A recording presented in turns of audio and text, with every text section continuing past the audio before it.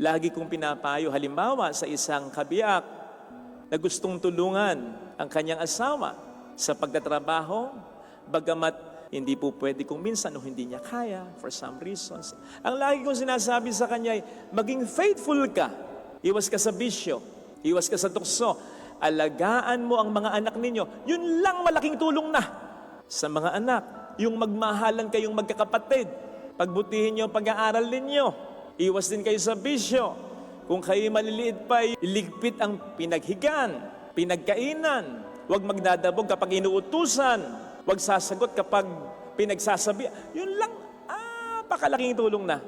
Sa mga may karamdamang inaalagaan, yun lang, maging positibo lagi ang outlook ninyo. Yung inumin ninyo ang gamot ninyo sa oras. Iwasan ninyo yung mga pagkaing bawal sa inyo at iwasang magreklamo. Yun lang, napakalaking tulong na.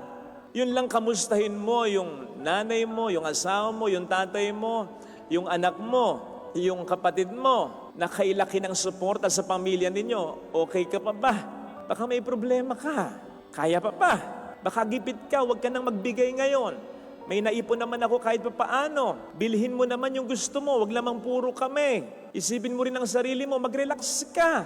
Kahit pabalat bunga lang, malaking bagay yun. Na binibigyan mo ng pataan yung nagsasakripisyo para sa inyong pamilya na pwede kang hindi magbigay ngayon.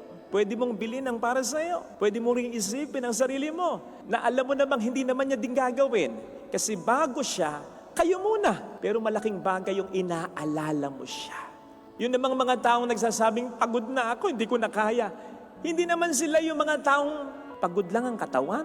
Sapagkat ang katawan, kahit lupay-pay yan, kahit may sakit pa yan, kahit hirap na yan, lalaban at lalaban pa rin yan.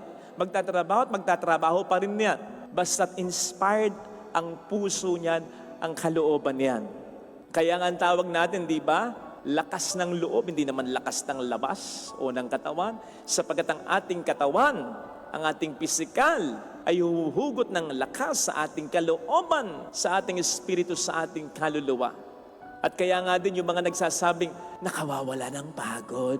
They are not really pertaining sa pagod ng kanilang katawan, kundi sa pagod ng kanilang kalooban. Yung bang akalain nila na sila na lamang lagi ang nagdadala ng problema sa kanilang pamilya, nakakapagod yun din, hindi ba? Pero yung maramdaman nilang someone cares for them, someone understands them, someone is thinking about them, someone is appreciating what they've been doing, malaking bagay yun. Nakapagpapalakas ng kaluluwa, ng loob at ng espiritu yun. Kaya nga, yun ang alok na kapahingahan ng ating Panginoon eh. Alam naman niya na meron tayong mga vitamina. Alam naman niya na meron tayong mga pain relievers. Alam naman niya na meron tayong mga energy drink. Alam naman niya na meron tayong kakayanang kumain ng mga pagkain masusustansya.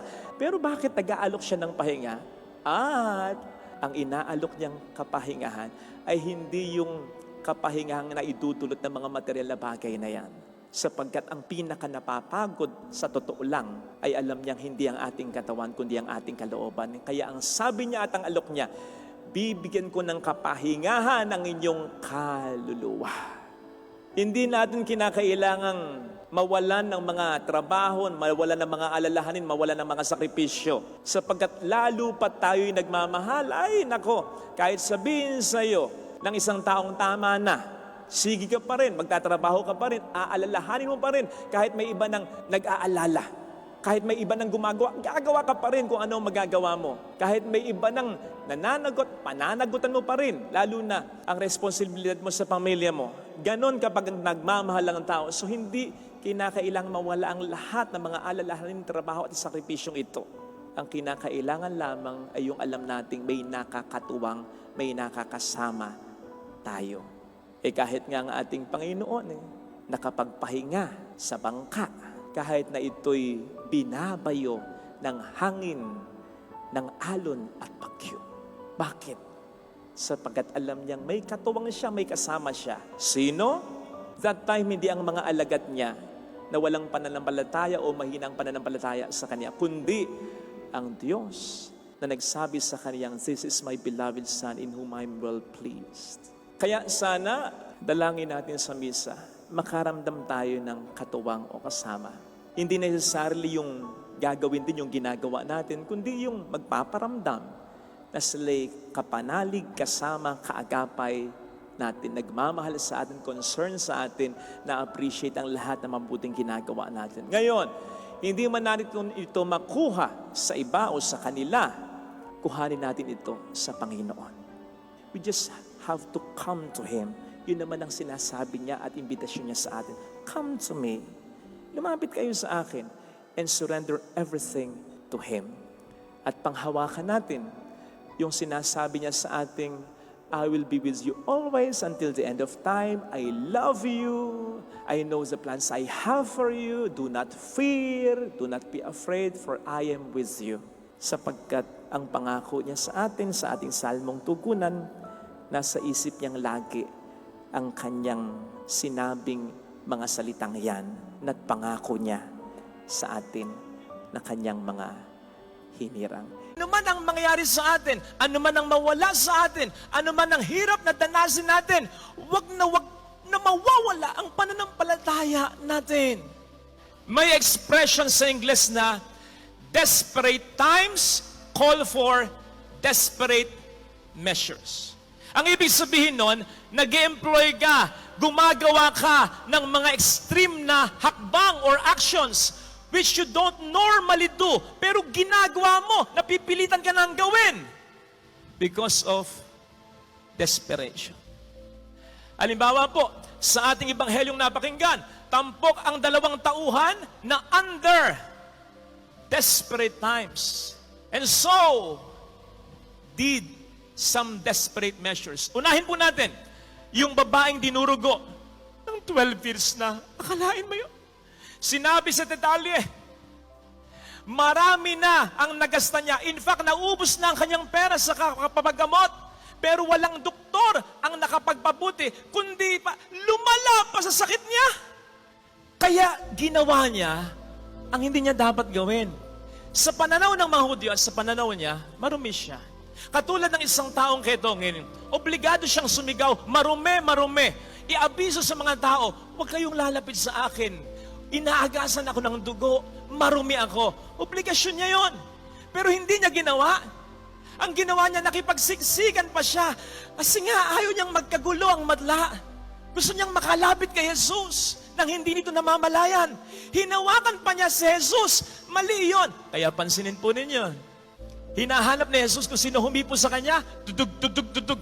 Kinakabahan yung babae kasi alam niyang maling-mali yung ginawa niya. Wala eh.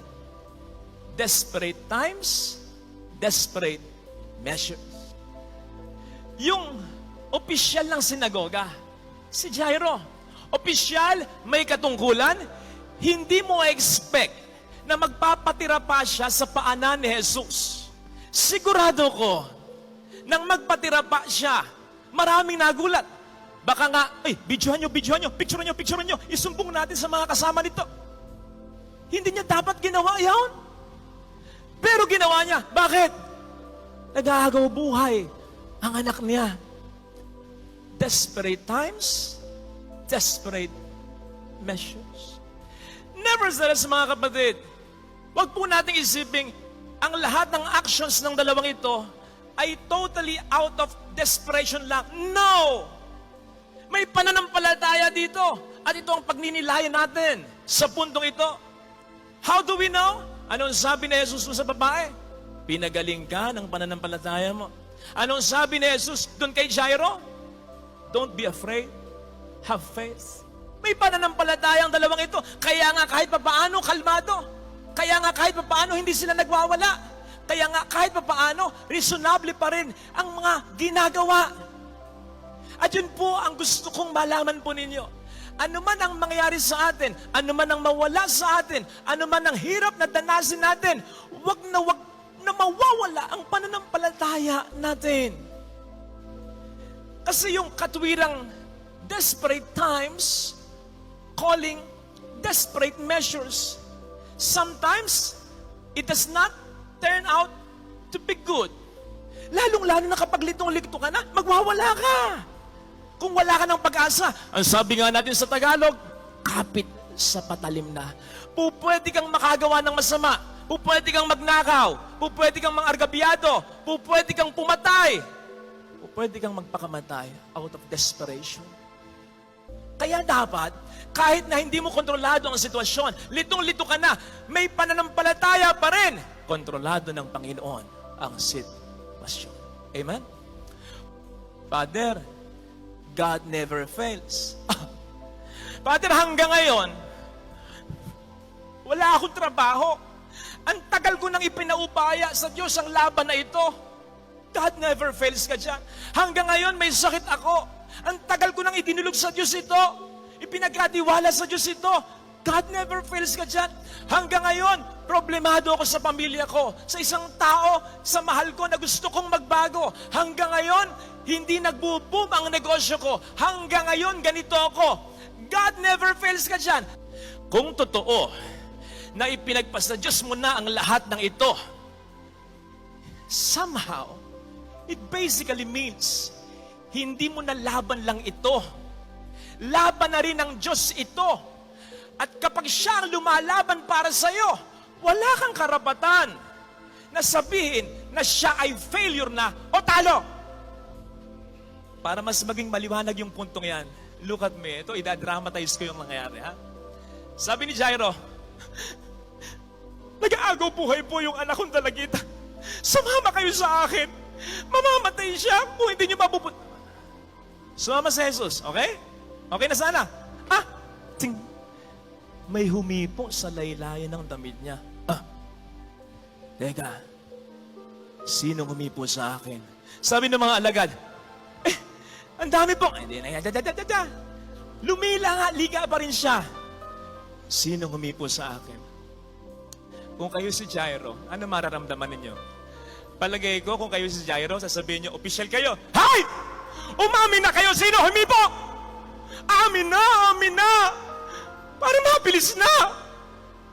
Baka nga sabihin mo, Lord, ako na lang, sige na, o yan o, touch ko na, ako na lang. Tayo umalis na lang. Hindi. Hinanap ni Jesus. At nang makita ni Jesus, nakipagkwentuhan pa siya dun sa babae. Kaya nga nalaman yung detalye. Kung ikaw si Jairo, ano mararamdaman mo? It's a matter of life and death, mamamatay ang anak mo. Si Kristo, nagkukunta pa doon sa bahay. And then came the bad news. Boss, patay na ang anak niyo. Kung ako yun, baka sabihin ko sa Panginoon, hindi ka sumama sa akin. Dami mo pang ginawa. Nag-delay ka pa. Patay na yung anak ko. Kung ako yun, sabihin ka, kalmado lang siya. Bakit? Bakit hindi siya nag-hysterical? May pananampalataya siya. That kept him reasonable. That kept him to his senses. That kept him grounded. Pero siyempre, pabulusok na yung pananampalataya na yan. Anong sabi ni Jesus? Napaka-sensitive ni Jesus. Huwag kang matakot. Just have faith. Ang nuance nun ganito, lumapit ka sa akin kanina nang may pananampalataya, alam kong pabagsak na yan kasi meron kang masamang nabalitaan. Kahit konti na lang yan, panghawakan mo yan. Huwag mong hahayaang mawala yan. Basta panghawakan mo yan. Kahit mustard seed na lang yan, ipapakita ko sa iyo ang aking kadakilaan. Kapatid, ano man ang kamatayang pinagdaraanan mo ngayon, sinasabi sa ating unang pagbasa, hindi yan galing sa Diyos, galing sa diablo yan. At ano man ang problemang nararanasan mo ngayon, may mas lalala pa ba sa kamatayan? Wala na. Kaya nga sinasabi natin habang may buhay, may pag-asa. Kapag patay na, wala na. Ang sinasabi ng Panginoon, hindi sa akin galing ang kamatayan. Ngayon, kahit hindi sa akin galing yan, gagawan ko yan ng paraan. Hindi yan ang huli. Ang kalooban ko sa inyo, magpatuloy. May buhay na walang hanggan. Kaya, literally and figuratively, may pagpapatuloy ng laban. Anumang problema ang naranasan mo ngayon na parang sa'yo nagpapastop o pumapatay, hindi yan ang katapusan. Basta magtiwala ka lang. May sasabihin kang bagay na negatibo na po pwedeng ika-offend or ikagalit pa nga, ika-disappoint na isang tao. Para-paraan lang. Unahan mo muna ng magaganda. Alam mo, masipag ka naman eh. Alam mo, nakikita ko mataas ang pangarap mo. Alam mo, nakikita ko mabait ka naman. Pero ganito. At saka mo isa-kasak yung negatibo. Yun. Mahirap man. May paraan naman para dumali. Kahit pa paano lang. Sinabi ko po ito sapagkat pakahirap nitong pinagagawa sa atin ni Kristo sa Ebanghelyo. Magpatawad daw tayo, hindi lang makaisa, kundi 70 ulit pa nito. Yun nga isang beses, hirap na tayo eh. Bang 70 ulit pa nito, ibig sabihin unlimited na pagpapatawad. Ito. Pero hindi naman po sinasabi dito na paabuso na lamang tayo, ha? Hindi naman po pwedeng inutangan ka na ng kung ilang beses ng malaking halaga, nasubukan mo, hindi talaga nagbabayad, ay kapal ng face. O utangin mo pa rin. Hindi na yata tama yun. Ginagawa kang tanga. Inaakala na hindi mo pa alam yung mga pangit at hindi magandang ginagawa niya. Ang hindi mo alam, nagpe-pretend ka lamang. Kaya ang tanga talaga ay siya. Ilang beses ka nang niloko. Well, nasa sayo kung ang relasyon mo sa taong ito ay pagpapatuloy mo pa. Pero pwede namang hindi na. Nandung sinaktan ka ng ilang beses, I mean physically baka isang beses pa mapatay ka na niyan. Pwede sigurong lumayo ka na. So, case-to-case basis ito May mga pagkakataon na pwede mong patawarin yung tao, pero yung dealing mo with this person, yung business mo with this person, ay pwedeng hanggang doon na lang. Consequently, hindi naman sinasabi na all of a sudden, we forget everything. Forgive and forget. Sabi nga sa atin, hindi po pwede yun Lalong-lalo na kung yung pain ay talagang nanuot sa puso natin. Mahirap yun. Kaya naman, para sa akin, isa sa mga interpretasyon ko sa sinasabi ng ating Panginoon na 70 ulit pa nito, basta araw-araw, you struggle intentionally, deliberately, na mapatawad yung tao. Of course, kasama dito yung ipagdasal mo siya. Kasi, mas luluwag yung loob mo. Mas lalambot yung puso mo kapag pinagdarasal mo sa Diyos yung nakasakit sa iyo. Because in a way, sinasabi mo rin sa Panginoon, Lord, ikaw na po ang bahala sa kanya. Hindi na ako maghihigante. Ikaw na po ang bahala upang magising siya at makonsensya siya sa napakasakit na bagay na sa akin ay ginawa niya. So, the Lord is willing to wait. Basta nandun yung deliberate, and as I said, intentional. Pipilitin mo talaga yung sarili mo. Kasi hindi natural ito. Hindi natural sa tao yung patawad I mean, hindi madali. Mas madali yung gumante o magtanim ng galit. Mas ang mahalaga, pilitin. Pilitin, kasi nga, mahirap. Pero katulad ng sabi ko sa intro, may paraan naman kahit pa paano. Bukod sa mga grasya ng Diyos na ibibigay sa atin, nagbigay siya ng isang paraan sa Ebanghelyo. At ito ay yung makita natin, ma-appreciate natin, matanggap natin, maangkin natin ang katotohanan na kumpara sa sakit na naibigay sa atin ng tao. Mas masakit ang naibigay at naibibigay natin kay Kristo. Pero sa kabila nito ay pinapatawad pa rin na tayo. Sige nga, ikaw ba nakaladkad ka sa courtyard? Tapos, ilang beses na hinagupit at sa paghagupit sa iyo, sa bawat paghagupit, may sumasamang laman mula sa iyong katawan. Kaya sobrang sakit. Ikaw ba, pilit kang pinutungan ng koronang tinik sa ulo? Kaya sobrang nagdugo ang ulo mo?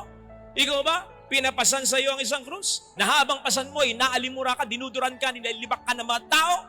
Ikaw ba, pinako ka sa krus sa ilalim ng napakatinding sikat ng araw upang unti-unting mamatay nang wala kang ginagawa kahit isang maliit na kasalanan? Nagawa ba sa iya? Nagawa ba sa atin yan? Certainly hindi. Kanino natin ginagawa yan? Sa Diyos. Kanino natin patuloy na ginagawa yan? Sa Kanya. Pero patuloy siyang nagpapatawad sa atin.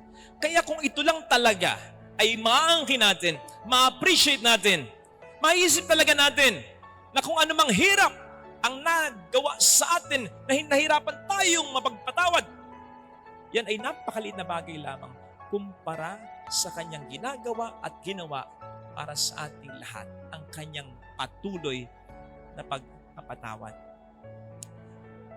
Therefore, kapag tayo nahihirapang magpatawad, ang isa sa mga ibig sabihin lang nito, whether we accept it or not,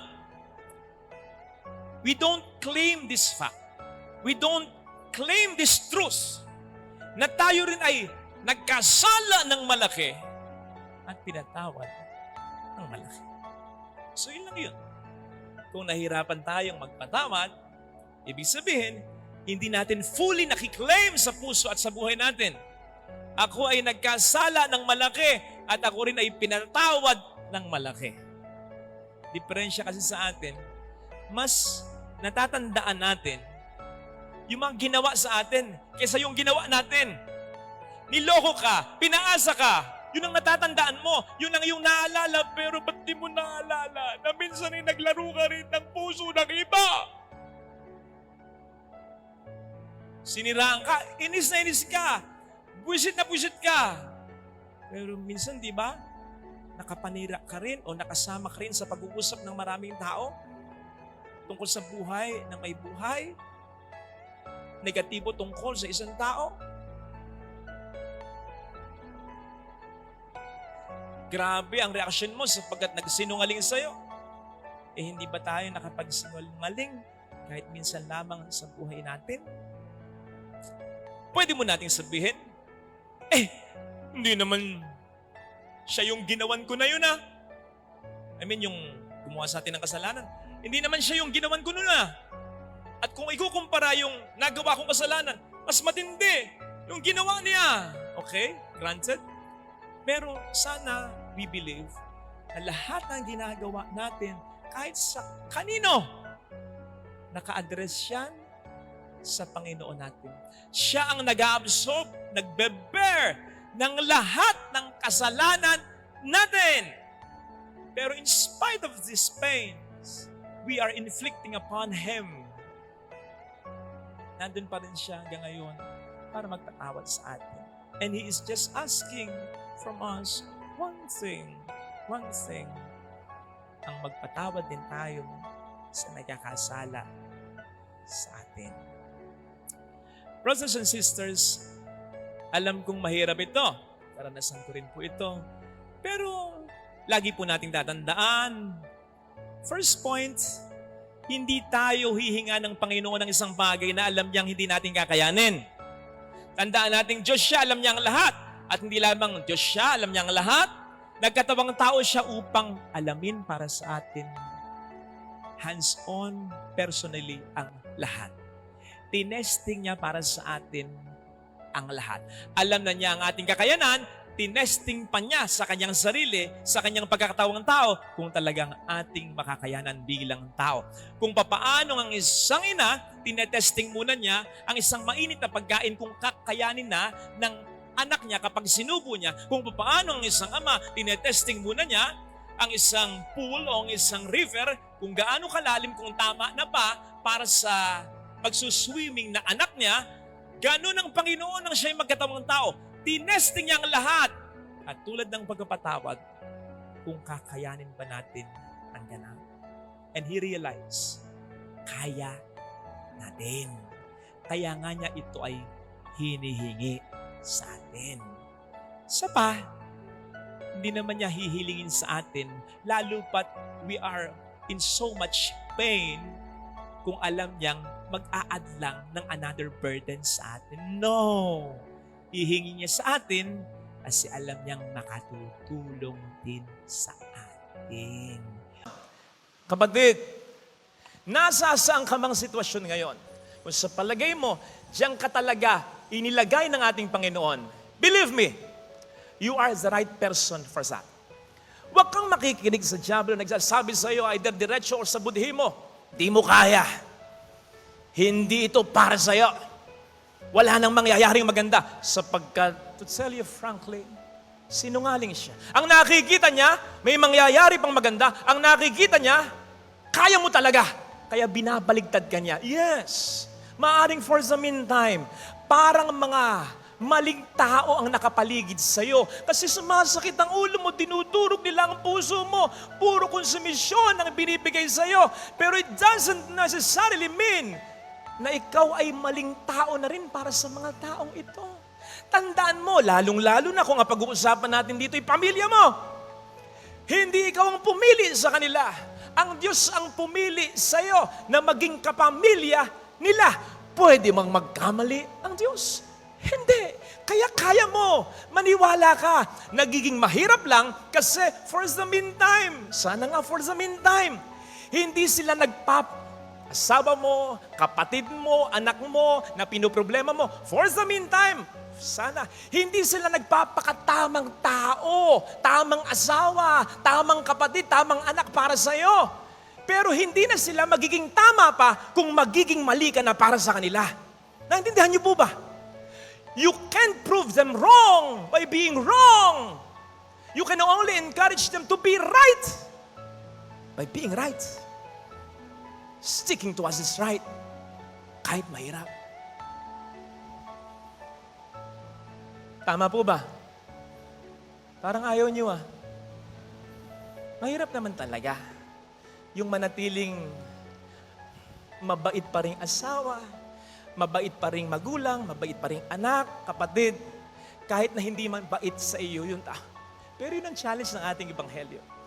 Doon tayo sinusugo ni Kristo sa misyon na ito. Tandaan po natin, kung i-apply natin sa bawat isa sa atin, go into the world. Huwag mo munang interpret yun na buong mundo. Mahirapan kang i-decipher yun. Yung world muna dito, yung mundo mo, yung mundo ng pamilya mo, doon ka sinusugo ni Kristo. Yun ang unang responsibilidad mo. Yes, mahirap, pero ito, huwag niyong aalisin po ito sa isip po ninyo. Maliwanag ang sinabi ng Panginoon sa Ebanghelyo. Sinusugo ko kayo, pero binagyan niya ng kapangyarihan ang mga ito. Hindi sinabi ng ating Panginoon, sinusugo ko kayo, bahala na kayo sa buhay niya. Hindi. Binigyan niya ng kapangyarihan ang mga ito. Bibigyan ka niya ng kakayanan, ng kapangyarihan para magampanan mo ang isang pagiging mabuting asawa, magulang, kapatid, anak. Hindi niyo ba na? Ang daming instructions. Ito sasabihin ninyo. Ito ang gagawin ninyo. Ito pati bibit-bitin. Ito bibit-bitin ninyo. Pati hindi bibit-bitin. Ito wag niyong dadalhin. Pati ba naman yan? Wala bang diskarte yung mga disipulo? Wala bang isip yung mga yan? Ba't nangingialam?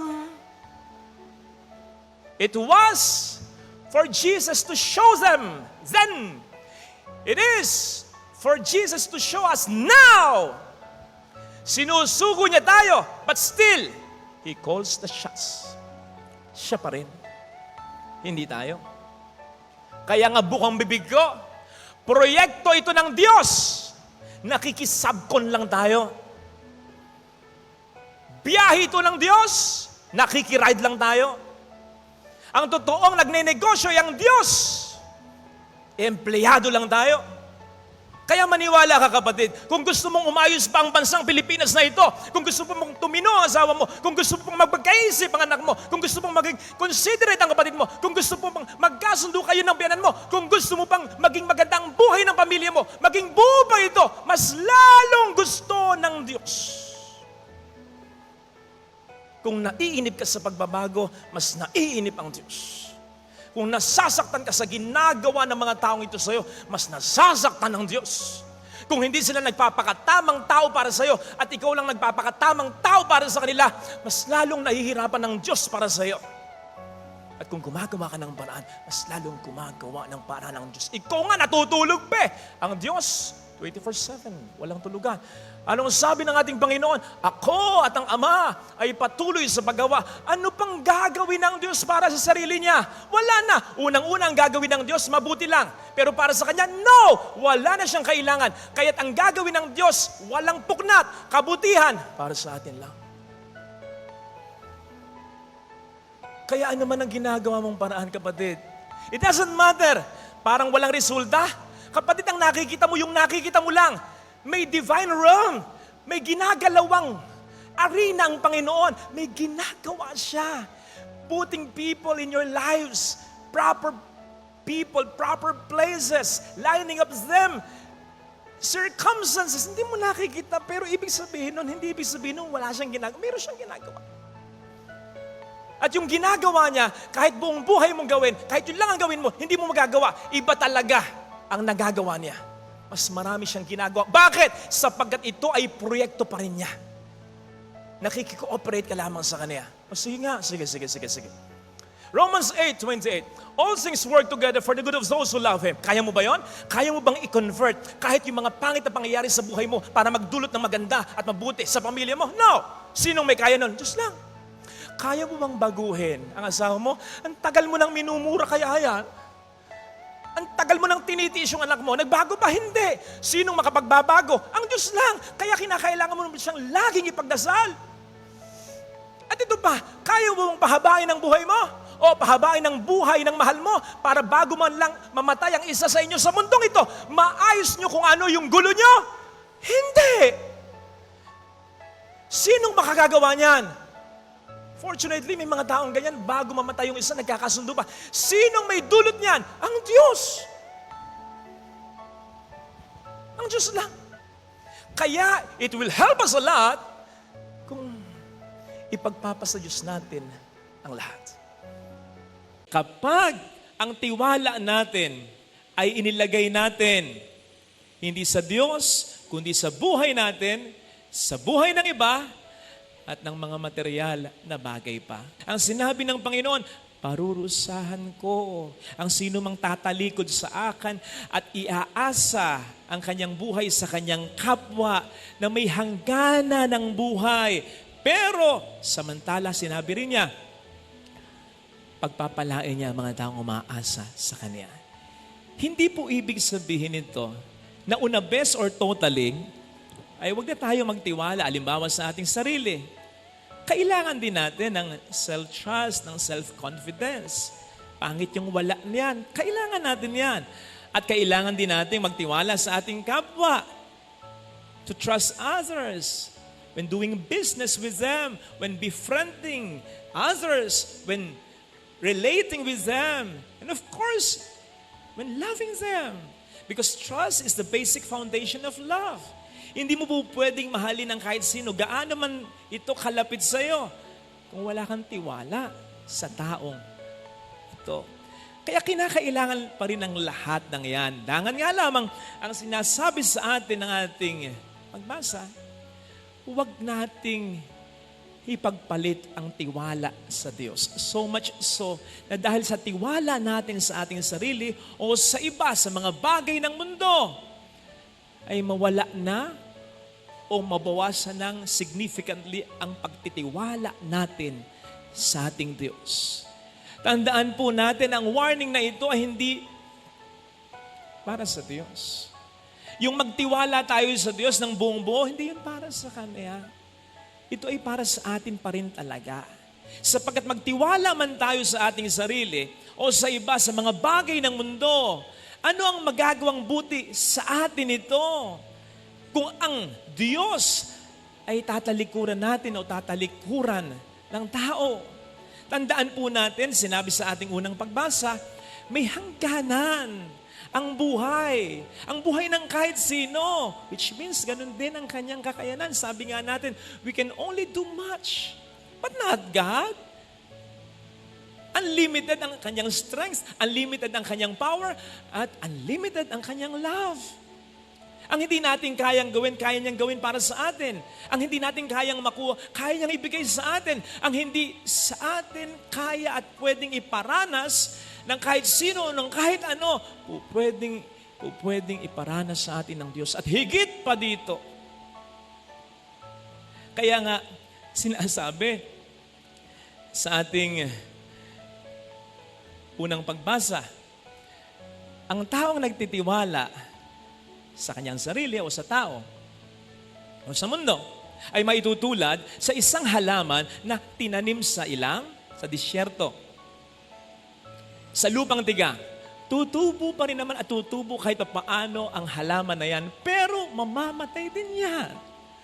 Kung tumubo man, hindi mamumunga. Kung mamunga man, hindi sagana. Bakit? Limitado ang sustansya.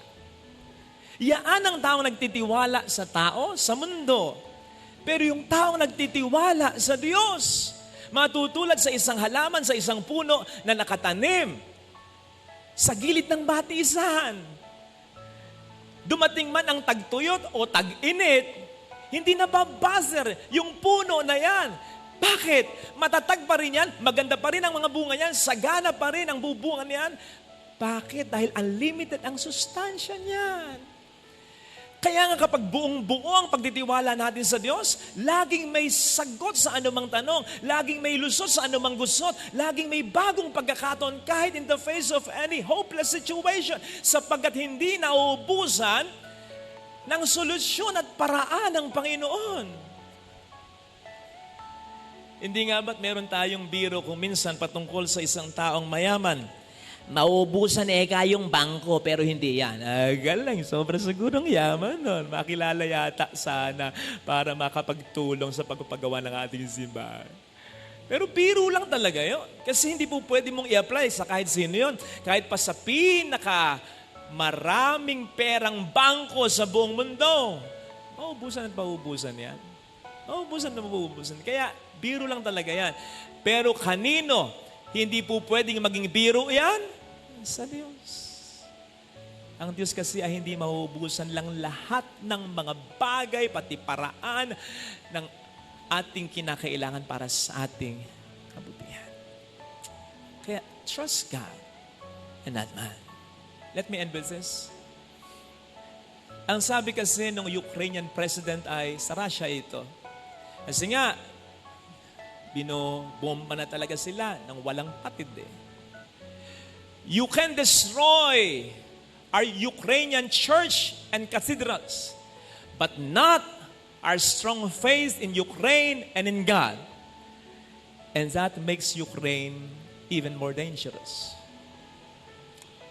Ulitin natin, sabi niya sa Russia, you can destroy our Ukrainian church and cathedral, but not our faith in Ukraine and belief in God.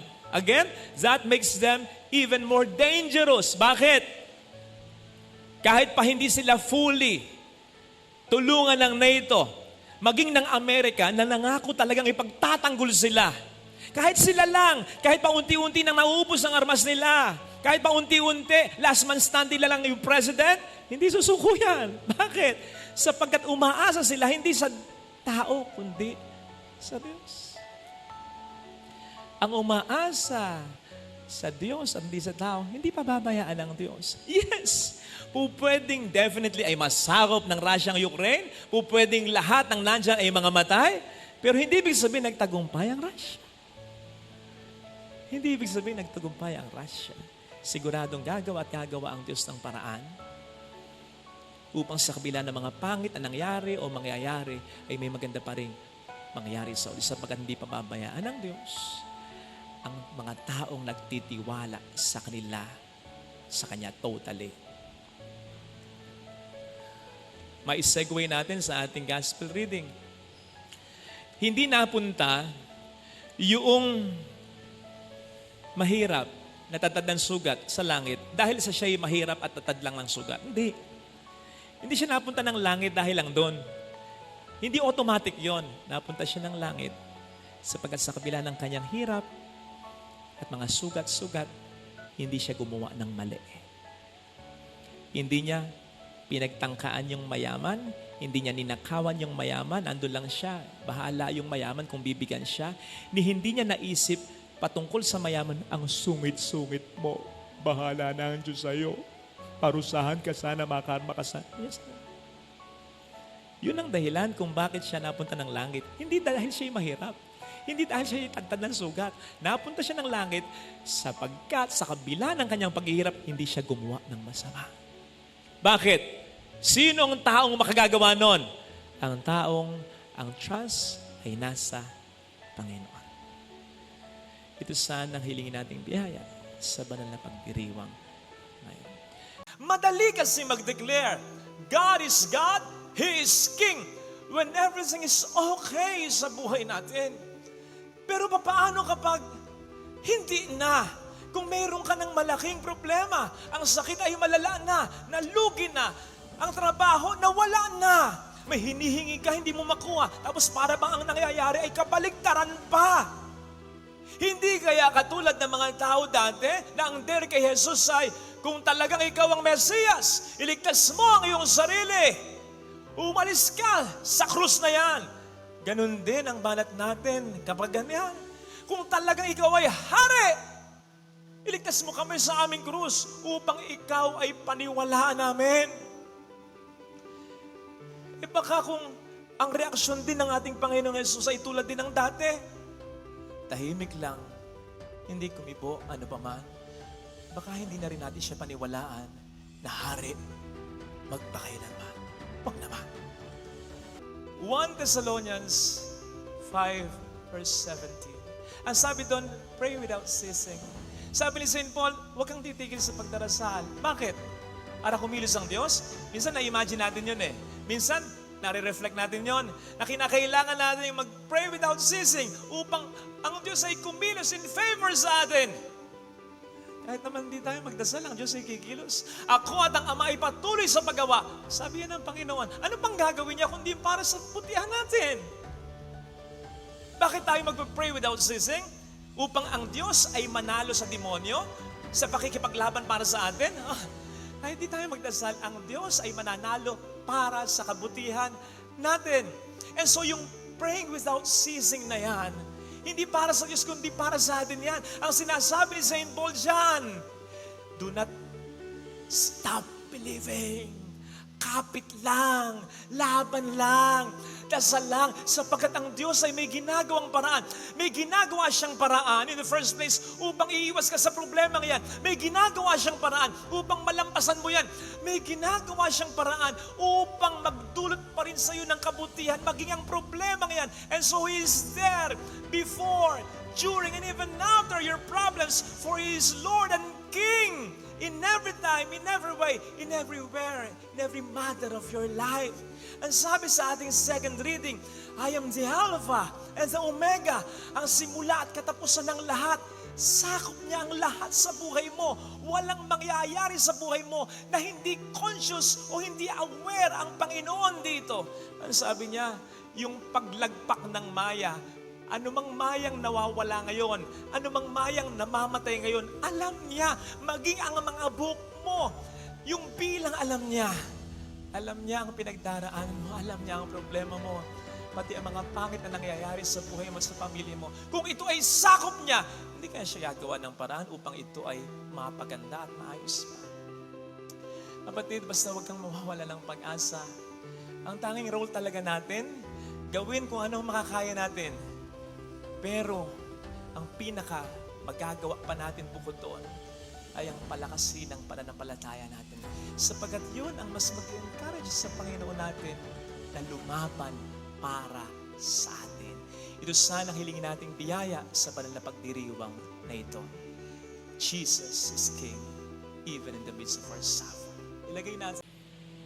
Hindi ko lamang po minsang narinig mula sa inyo at sa mga komento sa Facebook, si Father Fidel parang hindi napapagod. Siguro naobserbahan niyo ako lalong-lalo na paglinggo. Kasi nag-aabot-abot na nga po yung mga misa dito kahit may 30 minutes na pagitan ang mga ito. So nakikita nyo naman, di ba? Tuwing linggo, misa dito, bless doon, counseling ng konti doon, confess ng konti doon, kausap ng konti doon, picture taking doon at dito. Talagang, doon naman, tuwing umaga ng linggo hanggang sa tanghali na po ako, almost 8 hours akong nakatayo. Nakita niyo, nagbe-bless sa mga tao. So, na-appreciate ko naman pong napapansin po ninyo. Pero kung alam nyo lamang, hindi masyado akong nasisiyahan. Paminsan-minsan. Siyempre, umaabot din sa punto na kahit pa paano, napapagod din naman. Lalong-lalo na kapag there are instances na magpapicture, kailan ba yon? 10 yata sila. So okay, picture as a group. Tapos, iba-iba pa ng mga posts na ganito, formal father, o pau mo na father, look up father, waki father, ang dami, okay lang lang. Ang pagkatapos nun, lang pa picture, selfie. Picture na doon, selfie pa, individually, isa-isa. Tapos nagpa-pray over pa. Yung pa-pray over nung dalawang mag-shota, sabi, ano ka ako pa-pray over ko? Ano ka ako ang magiging intention mo sa pag-pray over sa inyo? Father, for our relationship to last, for your relationship to last. Hindi ko sinabi yun sa isip-isip ko lang. Bata-bata nyo pa, yan na ang ganyong intention. Diba? At kailan ba yung pagkatapos magpa-picture taking, pagod na talaga. Ang dami na nagpa-picture. Pagkatapos magpa-picture taking, selfie, group fee. Tapos sabi niya, Father, pwede po bang magpa-video greeting sa inyo? Okay. Sige. Kahit haggard na ako. Ano yun? Sino? Ay, ito po, may birthday po. Sinabi niya sa akin yung pangalan. So, nagsalita naman ako message. Ang ganda ng message. Ganun to. Sana mas ma-bless kang lagi. More birthdays to come. Sana maging blessing ang buhay mo sa iba, lalong-lalo na sa iyong pamilya. Hanggang sa nasabi ko, mag-ingat ka sana kung saan ka man naroon. Teka, saan ba siya naroon? Sabi nung nagpapa-video greeting sa akin, nandito po. Sabi ko, nasaan? Ako po yun. Sige nga, kung kayo na sa sitwasyon ko, paano ka matutuwa doon, ha? Pero smile pa rin. Smile pa rin.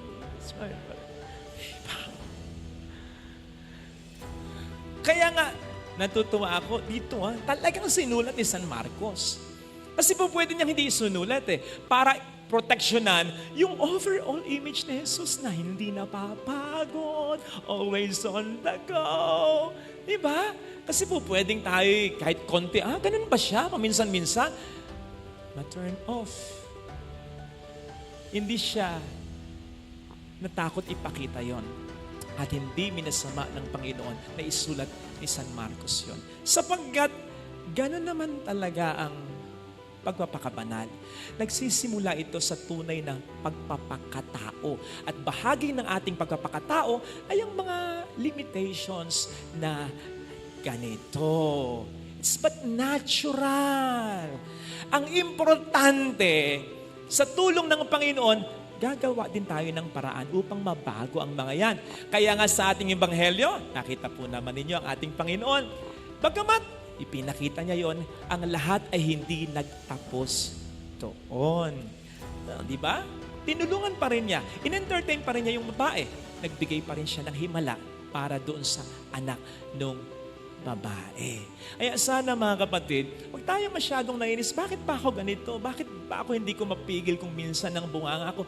Bakit mainit din ang ulo ko? Bakit ang dali kong mainis? Bakit ako ganito? Bakit ako ganon? Lalong-lalo na yung mga simpleng mga limitations, natural po yon. Ang mahalaga, tularan po natin ang Panginoon na huwag manatili doon. Let us always be conscious kung ano itong kahinaan natin at pagtrabahuhan natin, lalong-lalo na kapag umaatake na sa atin. Halimbawa, for many times, nag-iinit ang ulo mo kapag kinakat ka sa daan.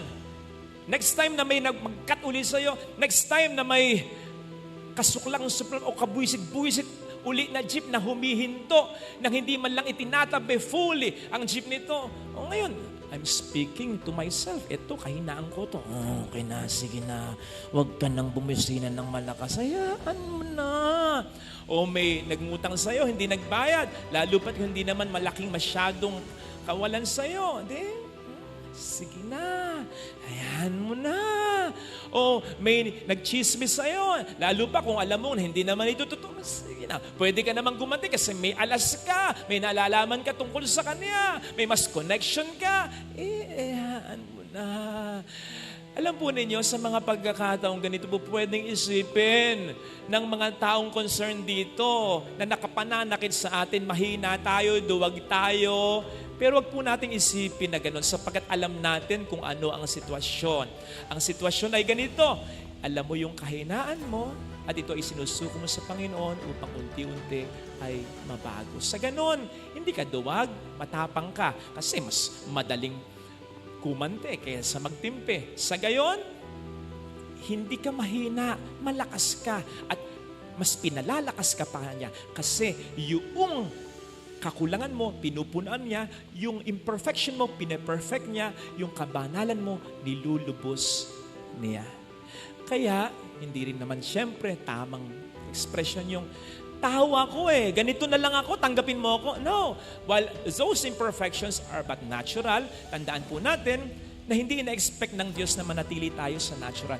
In fact, He expects us to live a supernatural way of life. Kaya nga, sabi ng Panginoon sa atin, be perfect as your Heavenly Father is perfect. So mga kapatid, ito po sanang ipagdasal nating biyaya sa ating banal na pagdiriwang. Huwag tayong matakot aminin, ito ang kahinaan ko. Upang sa tulong ng Panginoon, unti-unti, kahit unti-unti lang, ay mawala na ito. Hilingin po natin ang biyayang ito, and I'm sure, paunlakan tayo ng Panginoon. Bukod pa sa mga hinihiling natin, baka ito ang kanyang unahin, sapagkat ang pinakauna na gusto niyang mangyari sa atin, tayo'y matulad sa Kanya, tayo makasama niya balang araw sa kalangitan. Ito sana hilingin nating biyaya sa banal na pagdiriwang. Narinig po natin kung paano pinagaling ni Kristo ang isang ketongin. Sa kultura ng mga Hudyo, magpinsang buo ang karamdaman at kasalanan. Kaya mayroong kang karamdaman ay sapagkat mayroong ang kasalanan ng iyong mga magulang. Sa diwang yan, kung tututuhanin natin yan, sapagkat yun naman ang kultura na kanilang ginagalawan, na ibig sabihin lamang ng pagpapagaling ni Kristo sa ating narinig na ebanghelyo, hindi inalintana ni Kristo either ang kanyang kasalanan o ang nagawang kasalanan ng kanyang mga magulang para ipagkait sa kanya ang kagalingan. Hindi sinabi ng ating Panginoong Jesucristo, teka, ba't kita papagalingin? May makasalanan ka, di ba? Or, teka, ba't kita pagagalingin? Babaero tatay mo. Numero 1 chismosa nanay mo. Buti nga sa'yo. Christ did not even think of that. Sa katunayan, bigla niya na lang hinipo, hinawakan yung ketongin bilang pagpapatunay na anuman ang kanyang nakaraan o kasalukuyang kalalagayan, ang pagmamahal at pagpapahalaga ng Diyos sa kanya hindi na bago ni nabawasan.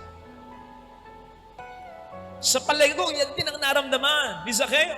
Matapos siyang tawagin ni Kristo, tawagin siya sa kanyang pangalan, kilala niya ako. Sa gitna ng karamihan, nang iniisip sa kanya isang makasalanan.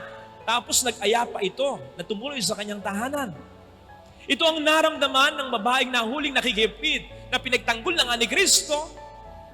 Pero hindi pa rin siya binato, bagamat si Kristo ang may pinakakarapatang sa kanya ay bumato. Ito ang naramdaman ni Mateo matapos siyang tawagin at pagtiwalaan ni Kristo sa akto ng kanyang trabaho bilang isang publikano.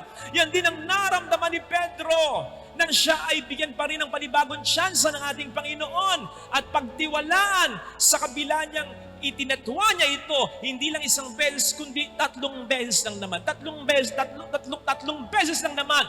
Inuulit ko yan at hindi ko sinasabi ng sarcastic yan sapagkat 3 beses lang naman. Konti lang yan. Kung ikukumpara sa sandamakmak na nating mga kasalanan at pagkukulang, pero sa kabila ng lahat ng ito, binamahal at binibless pa rin tayo ng ating Panginoong Jesucristo. Gets mo? Ibig sabihin, para sa iyo at para sa akin, ang Diyos ay tapat at totoo. Sana itong makita nating mensahe, sapagkat dito makikita ang talagang katapatan ng Diyos.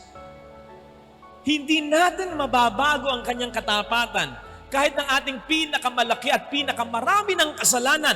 So ano pa ang ating kababahala at katatakutan? Lalong-lalo na kung tayo ay nasa kabutihan. I'm sure mas lalo siyang hindi papayag na baguhin ng anuman o ng sino man ang kanyang katapatan sa atin. Lalong-lalo na kung tayo sumusunod pa sa kanyang kalooban. I'm telling you this, and I want to emphasize this. Kasi, sa totoo lang, kapag may nagkukumpisal, halimbawa kanina, o may nagka-counseling, nahihirapan ako sa mga taong, siya naman ang nasa tama, siya naman ang nasa mabuti, siya nga ang ginawa ng kasalanan, pero siya pa ang parang gustong mag-give up ng gano'n na lang. Don't get me wrong, I understand the hurt, I understand the disappointment, I understand the pain. Pero, let us not let all these things sink in or put us down na parang tayo pa ang may kasalanan. Isigaw mo, iiyak mo, idaig mo, ilabas mo. Pero sa kabila ng lahat ng ito, pangibabawin mo sa sarili mo, sa espiritu mo ang pagiging positibo na may buhay pa pagkatapos ng lahat ng ito, sapagkat hindi naman ikaw ang nagkasala. Kakampi mo si Kristo, tutulungan ka niya to get through all this. Sa taong ang nagkasala, kapag nagsisisi at nagbabago, ibinabalik ni Kristo ang buhay nito. Ikaw pa kaya na walang ginawang masama? Ikaw pa nga ang ginawa ng masama kung saan nakagagawa ng kasalanan at pagkakamali. Siya ay tapat. How much more sa iyo? Nasa Kanya ay tapat. Hindi ikaw ang bumigay. Hindi ikaw ang nag-give up. Hindi ikaw ang nanloko, kundi yung asawa mo. Ikaw ba ang pabayaan niya? Hindi ikaw ang nagswapang, kundi yung kapatid mo. Ikaw ba ang kalimutan niya? Hindi ikaw yung walang malasakit sa iyong mga magulang. Kahit hirap ka na, hindi mo sila pinababayaan. Ikaw ba ang hindi niya bihiyaan? Hindi ikaw ang nagloko. Hindi ikaw ang nagtraitor. Hindi ikaw sumira sa usapan. Hindi ikaw ang unfaithful. Hindi ikaw ang mali. Ikaw ba ang tiisin niya? Naman. Kaya gusto ko yung tanong o sumamo. Pag susumamo nung ketongin kay Kristo, Ginoo, kung gusto po ninyo, mapapagaling nyo. Kasi diba ito madalas ang feeling natin kapag tayo nakakaranas ng mga suliranin? Especially kung matagal na tayong in pain. Para bang naisip natin, gusto nga kaya ng Diyos na ako'y kanyang pagalingin? For me to be freed from all my sufferings. At bakit? Ba't natin tatanungin yan? Sa palagi ba natin nag-e-enjoy ang Diyos na nakikita tayo naghihirap? Kaya nga siya, nagkatamang tao Kaya nga siya, namatay Kahit hindi niya deserve, niyakap niya pati ang kamatayan sa Kalbaryo. Bakit? Gusto niya tayong iligtas sa kasalanan natin. Yun pa kayang nakikita niya tayo nagdurusa sa kasalanan na hindi tayong may gawa? Doon pa kaya niya tayo hindi iligtas? Kaya mas gusto ko yung naging sagot ni Kristo. Gusto ko gumaling ka. Walang pakeme-keme. Di sinabi ni Kristo, teka, busy ako. Di sinabi ni Kristo, teka, pag-isipan mo muna. Gusto ko gumaling ka. Kasi walang magulang ang pagnanais na nakikita naghihirap ang kanya. Gusto ni Kristo, gumaling tayo, makamove on tayo, maging masaya tayo, maging fulfill tayo, gumaling tayo, etc. At hindi yun nagbabago.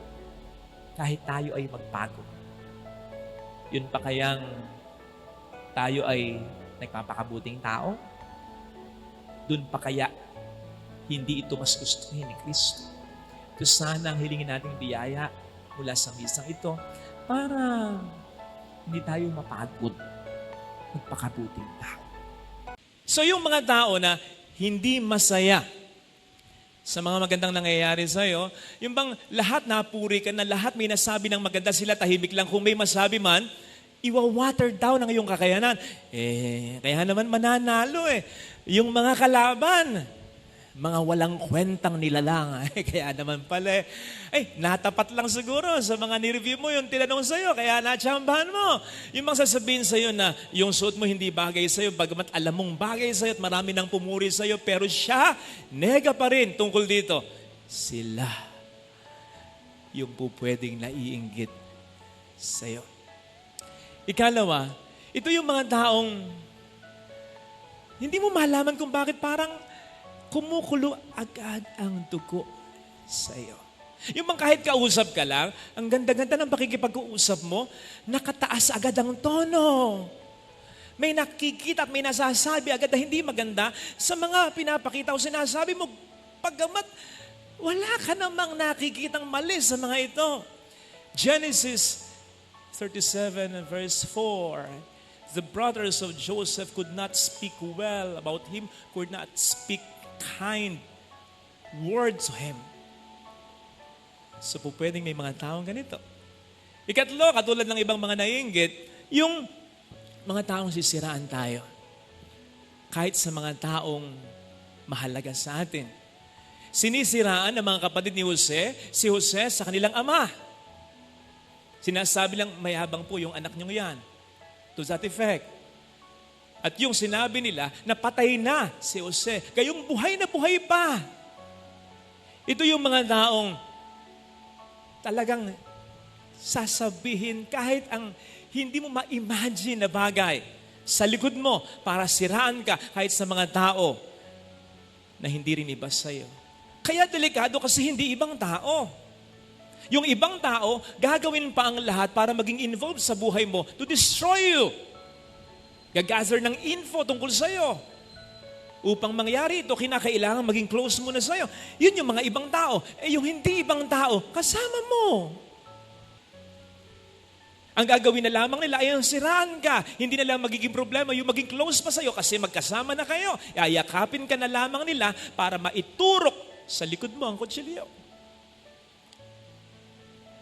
Kaya ano ang pinakamagandang gawin? Una, sa dalawa, kilanlin. Father, kilala ko naman. Oo nga, kaya nga hindi iba sa'yo eh. Pero ang sinasabi ko ay recognize them. Ito yung taong naiinggit sa akin. Pakiramdam ko. Hindi mo naman syempre sasabihin sa kanya, iinggit ka, no? Huwag ganun, lalong-lalo na kung hindi naman iba sa'yo. At hindi naman aamin ito. Baka sabihin, feeling ka lang sa nararamdaman mo. Hindi mo rin sasabihin sa iba, naiinggit sa akin. No. Sa sarili mo lang para makapag-ingat ka na. The first step towards victory is to know your enemy. So kilalin mo ito, mag-iingat ako para hindi ka na mag-share sa kanya ng problema. Hindi ka na mag-share sa kanya ng iyong mga plano. Hindi ka na mag-share sa kanya ng anumang bagay na po pwede niyang ibutas sa iyo. Mas lalong-lalo na, hindi ka na mag-aaksay ng panahon ng mag-invest ng magandang relasyon sa kanya na hindi naman pala magfo-flourish kasi iba ang nais niya. Amos 3 verse 3, hindi po pwedeng maglakbay ang dalawang taong hindi magkasundo.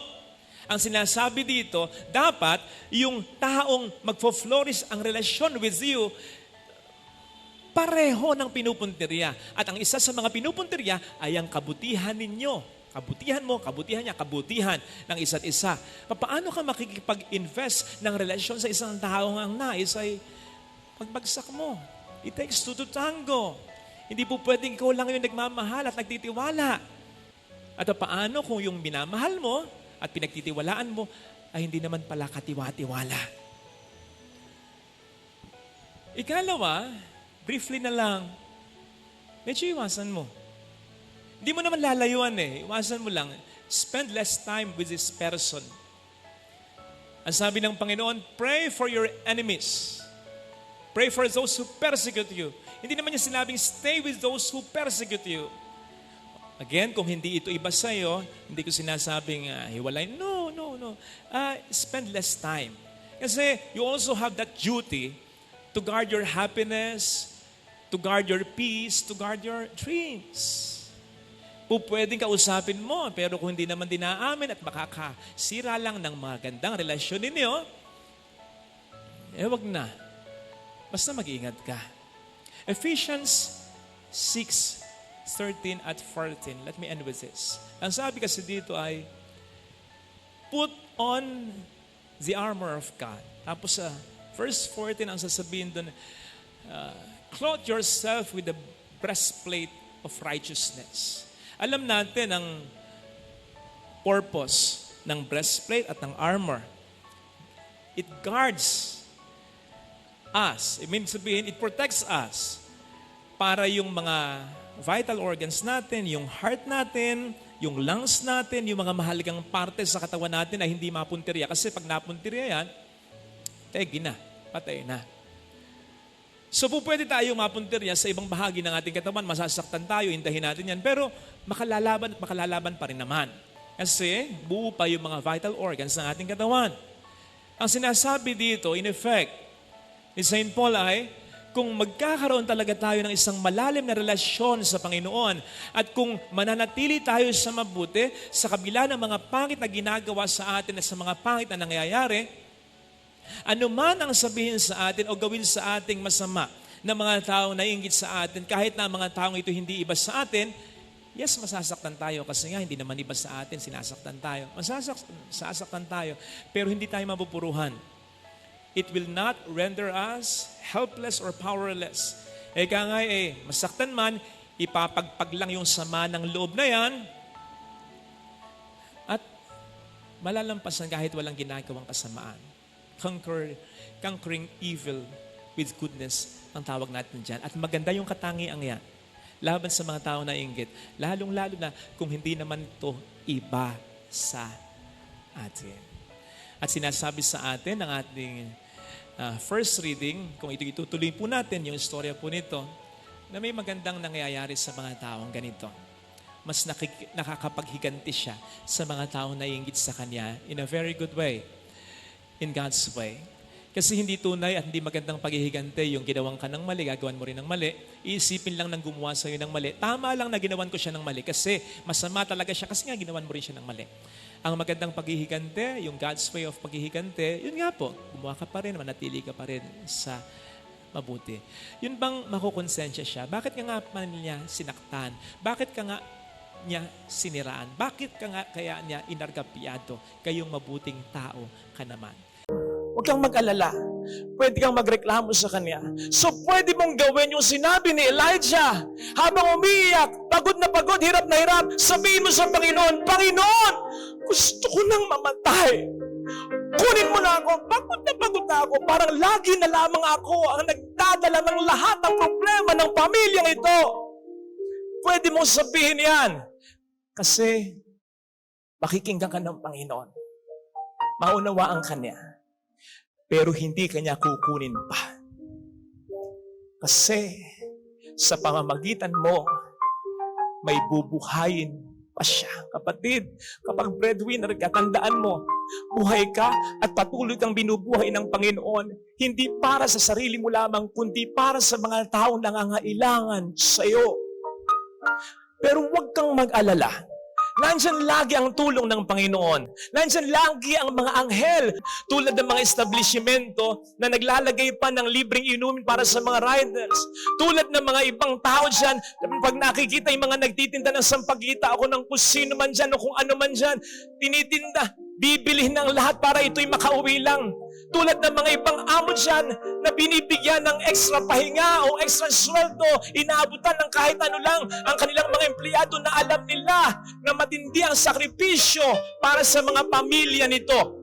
Kayo ang mga anghel ng mga taong ito. Mabuhay kayo. Kayo ang ipinapadala ng Diyos sa mga taong ito para sabihin sa mga breadwinners na yan, naintindihan ko pinagdaraan mo.